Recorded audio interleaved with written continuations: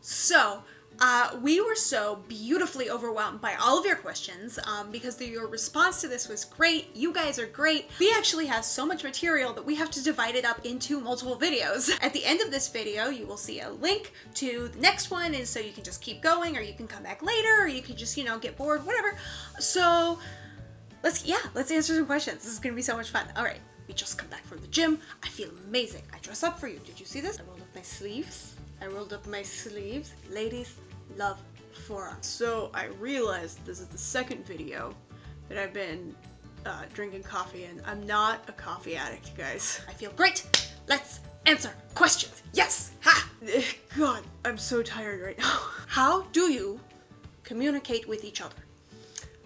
How do you communicate with each other? We talk to each other. In the headspace, we can communicate just like I'm talking to you right now, except for Win. Win is more out of the loop than anyone else. We can all talk and chat and interact and, you know, like anybody else, but when we try to talk to Win, it's more like nudges. Like we can only get like a couple words through if we really need to get anything through. Ability to send actual words or phrases is quite limited. So the easiest way to grab her attention is a sort of emotional telepathy. We can send forth a bump of like, happy, anxious. I'm like, I don't like that, gross. And she just kind of gets this feeling of like repulsion. Then she can respond in turn by asking which of us it came from. She'd be like, all right, Daniel, is that from you? It's kind of like a metal detector. When she says the name of whoever has the emotion, suddenly that emotion gets stronger, and that's how she knows that's who that's coming from. Once we have her attention, it can be easier to try and throw specific words out to help guide her along with the reason behind the emotion that we sent.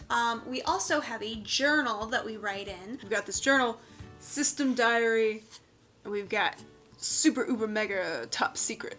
She actually learns more about us through reading our journal entries than she learns about us directly. Some of us privileged few also have the ability to communicate with Win in her actual dreams. It's very similar to lucid dreaming. To my knowledge, the only three who can communicate with Win that way are myself, Jonathan, and Jacob.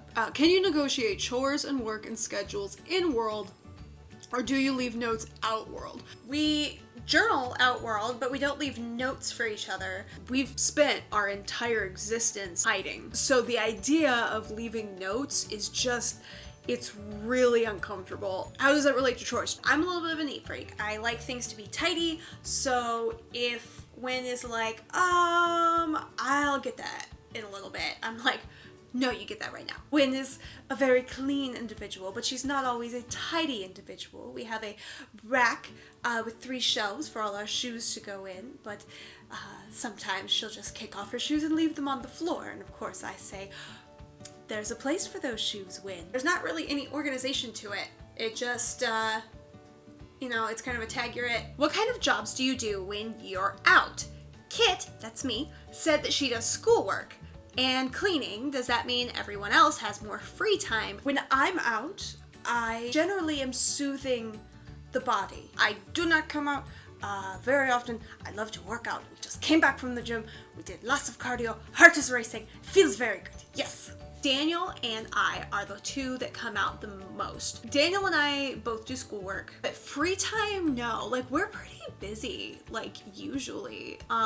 Win keeps her schedule pretty full, like, all the time. When Win is feeling very triggered or is having some sort of anxiety attack, one of my jobs when I come out front is to stabilize the body, give it balance in all of those chemicals that run through the brain and control the emotions and the body responses. Honestly, it's usually more fun to just hang out in the headspace than it is to like come out and be like, all right, let's deal with real world stuff. Unless like there's something specific, someone specifically that we want to hang out with, it's work.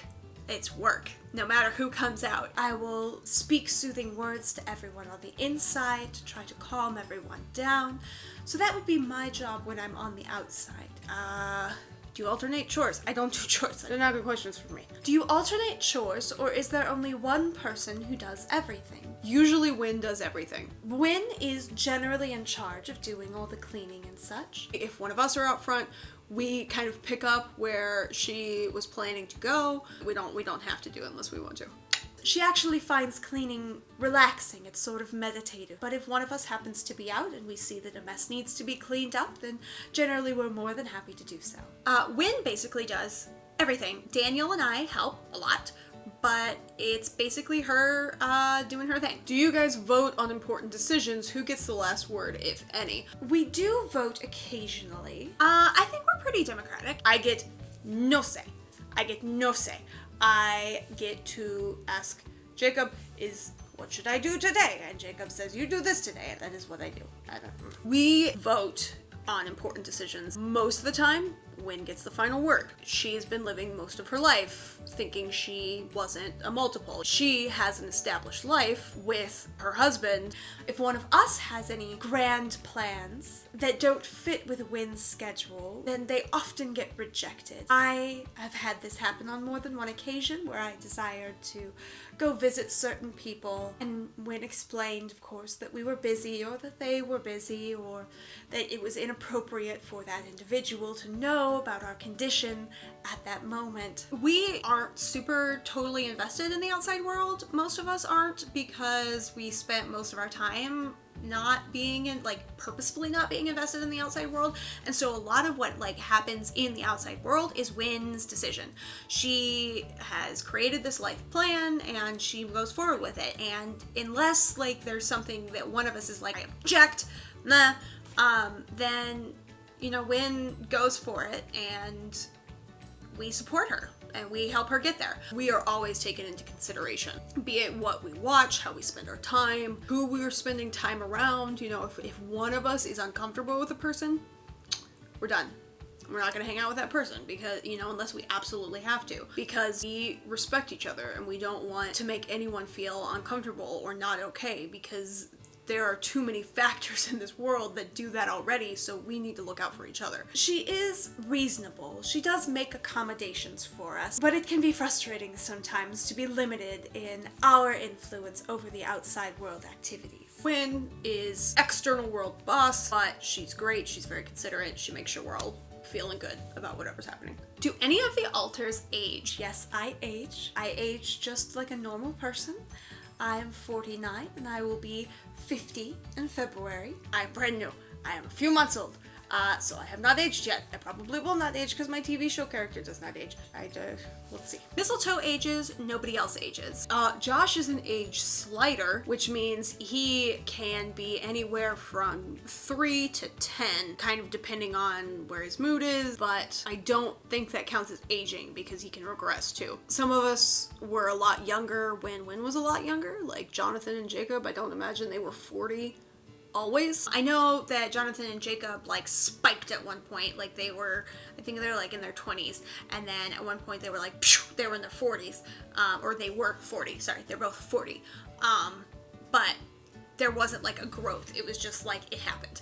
Maybe that'll change. Me has talked about maybe wanting to grow up someday, but that's totally her choice. Are your handwritings the same or different? Some of us do have different handwriting. Okay, gotta grab another notebook. Our handwritings are different. Karen's is kind of scratchy, and I think that's a lot of pulled over from her phase of being, a monster. I know that people's handwritings are different. I only write in the journal, and my handwriting is the same as many, many others. Jonathan and Jacob and Wynn and I all have the same handwriting.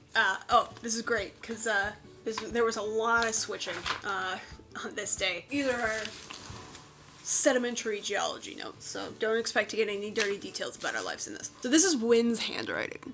Right? This is my handwriting. It's much more, slanted. And this is Kit's handwriting. She has got, she's smart, she's intelligent, but she has got the messiest handwriting. Jonathan, Jacob, Lito, and me all basically have the same handwriting as Wynn. 3 of them because they're insiders. Me because Wynn helps her write. She'll channel when she wants to write. I think Mistletoe's is the same too. My handwriting is only very slightly different from Wynn's. Most of the others either because they're insiders or because they're too little to actually write on their own, will have Win sort of channel their thoughts into a journal for them. So their handwriting is the same as Win's, sort of as a default. And I suppose by channeling them, what I mean is something called co-fronting, where more than one alter can control different parts of the body at the same time. So if we're co-fronting, if Win is in control of, say, the hand, and the other is actively sitting next to her in the pilot seat, and able to think in very long, complex ways, she can then dictate that. Although she doesn't always have memory of what she's writing, it is her that is writing. I suppose it's a complex concept. I do hope that makes sense. You can see, like, this is me, this is me, this is me, this is me, and then like halfway through this sentence, we switched. And then she took over notes. Yeah, it's kind of cool. Like, you can tell who was taking care of notes that day, just based on looking through the pages. Check us out in part 2. You will see this handsome face. That is not a handsome face. It is a woman's face. But if you squint and you pretend, you can see my face. Let's make an image of my face. This is my face. Go to part 2. Thank you.